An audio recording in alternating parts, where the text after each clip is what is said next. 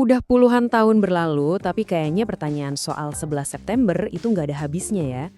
Hari ini kita bakal coba bedah salah satu narasi alternatif yang paling awet seputar tragedi itu. Tujuannya bukan buat ngebuktiin siapa yang benar dan siapa yang salah, tapi lebih ke untuk memahami kenapa sih teori ini bisa begitu menarik dan bertahan lama. Kayaknya kita semua ingat ya waktu kejadian itu kita lagi di mana, sebuah momen yang benar-benar terukir di ingatan kita semua, penuh rasa duka dan kaget. Dan gambar ini ya benar-benar ngingetin kita lagi betapa besarnya tragedi yang bakal kita omongin ini. Nah, disinilah pertanyaannya muncul. Buat sebagian orang, penjelasan resmi itu rasanya, kok banyak yang bolong ya, banyak yang ganjil. Dan pertanyaan-pertanyaan inilah yang jadi bensin buat berbagai teori alternatif yang bermunculan setelahnya. Oke, yuk kita bedah lebih dalam. Kita mulai dari awal, gimana sih narasi tandingan ini bisa lahir, dan apa sebenarnya yang dimaksud sama teori yang sering disebut pekerjaan orang dalam atau inside job ini. Jadi intinya tuh gini, teori ini bilang kalau serangan 9/11 itu bukan murni serangan dari luar. Tapi ada dugaan kalau ada orang dalam dari pemerintah Amerika sendiri yang sengaja ngerencanain atau paling nggak ngebiarin ini terjadi buat tujuan politik tertentu. Nah, ini premis dasarnya yang bakal kita telusuri. Ide ini tuh nggak langsung meledak gitu aja. Awalnya cuma sebatas obrolan-obrolan di forum-forum internet. Terus, titik baliknya itu di tahun 2005, waktu muncul film dokumenter amatir Loose Change. Wah, ini viral banget dan bikin teorinya nyebar kemana-mana. Sampai sekarang pun, masih ada kelompok-kelompok kayak Architects and Engineers for 9/11 Truth yang terus menjaga diskusi ini tetap hidup. Sekarang kita masuk ke dagingnya. Apa aja sih klaim-klaim utama dari para pendukung teori ini? Bukti apa yang biasanya mereka sodorin? Pusat dari hampir semua argumen mereka itu ya pemandangan ini, puing-puing World Trade Center. Gimana cara menara-menara ini runtuh, itu jadi fondasi utama dari semua klaim mereka. Nah, ini nih salah satu argumen visual yang paling sering dipakai. Mereka bilang, coba lihat deh, menaranya runtuh lurus ke bawah, rapih banget, simetris, dan cepet banget, hampir kayak benda jatuh bebas. Buat mereka, ini aneh. Kok lebih mirip gedung yang sengaja dirobohin pakai peledak ya? Bukan kayak keruntuhan acak karena kebakaran. Dan ini dia jagoan utamanya, World Trade Center 7. Gedung ini tuh unik. Kenapa? Karena nggak ditabrak pesawat sama sekali.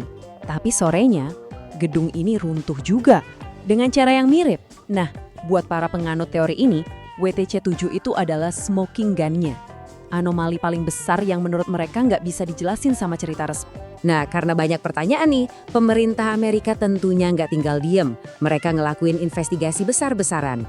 Coba kita lihat, apa sih hasil temuan mereka? Jadi, ada dua lembaga utama di sini. Pertama, Komisi 911. Fokus mereka lebih ke siapa pelakunya, gimana kronologinya, kenapa bisa terjadi, termasuk soal kegagalan intelijen. Nah, yang kedua, ada NIST. Ini lembaga sains. Tugas mereka lebih teknis. Kenapa dan gimana persisnya gedung-gedung itu bisa runtuh dari sudut pandang fisika dan rekayasa. Slide ini ngejelasin perbandingannya dengan sangat gamblang. Di satu sisi, ada klaim demolisi terkontrol yang basisnya pengamatan visual. Di sisi lain, ada temuan teknis dari NIST. Mereka nyimpulin, ini bukan peledak, tapi kombinasi dari kerusakan parah akibat tabrakan pesawat plus kebakaran hebat selama berjam-jam yang bikin baja-bajanya melemah. Akhirnya terjadilah keruntuhan beruntun dari lantai atas ke bawah karena gravitasi. Terus gimana soal WTC-7 yang sering jadi pertanyaan itu? Nah, NIST punya penjelasan langkah demi langkahnya.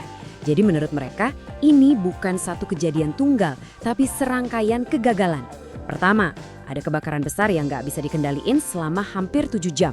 Panasnya ini bikin balok-balok lantai memuai, terus ngedorong satu tiang penyangga utama sampai lepas dari dudukannya. Begitu satu tiang penting ini gagal, ya kayak efek domino, seluruh struktur gedung kehilangan penopangnya dan ambruk. Terus gimana soal klaim ada suara ledakan? NIST juga ngebahas ini secara spesifik. Mereka ngecek semua rekaman suara dan video, dianalisis semua, tapi kesimpulannya mereka nggak nemuin bukti adanya blast event, gelombang kejut dari ledakan besar, yang konsisten kalau misalnya ada bahan peledak yang dipakai buat ngeruntuhin gedung. Oke, kita udah lihat bukti fisik dari kedua sisi. Sekarang kita geser sedikit ke area yang lebih rumit. yaitu psikologi. Kenapa sih narasi-narasi alternatif kayak gini tuh bisa begitu meyakinkan buat banyak orang? Apa yang bikin kita tertarik? Kejadian yang sebesar dan sekacau ini, kayak serangan di Pentagon, itu seringkali ninggalin lubang dalam pemahaman kita. Dan secara naluriah, otak kita itu berusaha ngisi kekosongan itu. Kita nyari pola, nyari penjelasan yang rasanya sepadan sama skala tragedinya. Para psikolog udah ngerangkum ada 3 dorongan utama di baliknya. Pertama, epistemik, itu kebutuhan kita buat tahu dan dapat kepastian. Kedua, eksistensial, kebutuhan kita buat ngerasa aman dan punya kendali. Dan ketiga, sosial, kebutuhan kita buat jadi bagian dari sebuah kelompok. Motif epistemik ini kuat banget.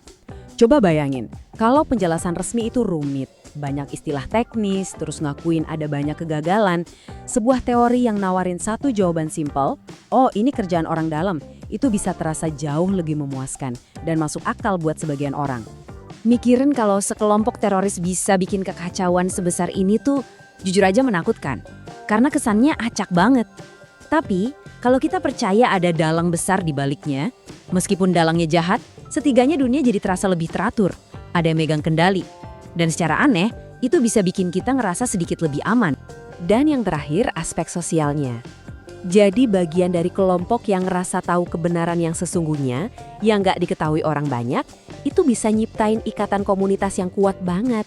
Rasanya kayak jadi orang yang lebih kritis, yang nggak gampang percaya sama omongan penguasa. Itu bisa jadi semacam pemberdayaan diri. Oke, jadi kita udah lihat klaimnya, temuan resminya, sampai ke psikologi di baliknya. Terus, apa pelajaran yang bisa kita petik dari semua ini? Terutama di zaman sekarang, di mana informasi simpang siur di mana-mana. Ada 3 hal penting yang bisa kita bawa pulang. Pertama, kita harus bisa bedain antara bertanya secara kritis dengan langsung bikin kesimpulan. Nanya itu bagus dan penting, tapi nyimpulin sesuatu itu butuh bukti yang kuat. Kedua, ingat, apa yang kelihatan mirip secara visual, misalnya runtuhan yang terlihat rapi, itu belum tentu bukti forensik. Dan yang ketiga, jangan cuma dengar kata orang. Kalau emang penasaran, coba deh baca sendiri sumber primernya.